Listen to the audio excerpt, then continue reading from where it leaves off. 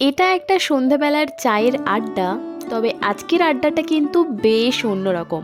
কারণ আজকের আড্ডাটা জমে উঠেছে আমার মাসি বাড়িতে। আমি মাসি বাড়িতে এসেছি আজকের হলো প্রায় 1 বছর পর। মায়ের তো আরও বেশি হবে। সত্যি কথা বলতে আমার ফ্যামিলির সাথে টাইম স্পেন্ড করতে সব থেকে বেশি ভালো লাগে।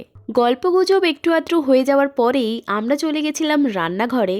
গিয়ে দেখলাম ফুলকো ফুলকো লুচি ভাজা হচ্ছে। বুঝলাম আজকের রাত্রে লুচি স্পেশাল। ও, আসল কথা তো বলাই হয়নি, আজকে ওর জন্মদিন। আর দেখো, ডেকোরেশন ও নিজেই করছে। ভীষণ সুন্দর একটা কেকও চলে এসেছে। চলো আগে কেক কাটিংটা হয়ে যাক। তাহলে চলো ঝটপট করে তোমরাও ওকে একটু উইশ করে দিও। একটা জন্মদিন কিংবা অ্যানিভার্সারির একটা ছোট্ট সেলিব্রেশনও আমাদের মনকে ভীষণ হ্যাপি করে দেয়। যাই হোক চলো, এরপর হচ্ছে গিফট দেওয়ার পালা। জন্মদিনের সব থেকে স্পেশাল হচ্ছে মায়ের হাতের বানানো পায়েস, যেটা ছাড়া আমাদের সকলের জন্মদিন ইনকমপ্লিট। সেলিব্রেশনের পরেই আমরা চলে এসেছি খাওয়া দাওয়ার দিকে। আজকে ডিনারের মেনুতে ছিল ফুলকো ফুলকো লুচি, মিহিদানা, সাথে ছিল আলুর দম, পায়েস আর মিষ্টি। যাই হোক চলো আজকের আসছি, টাটা।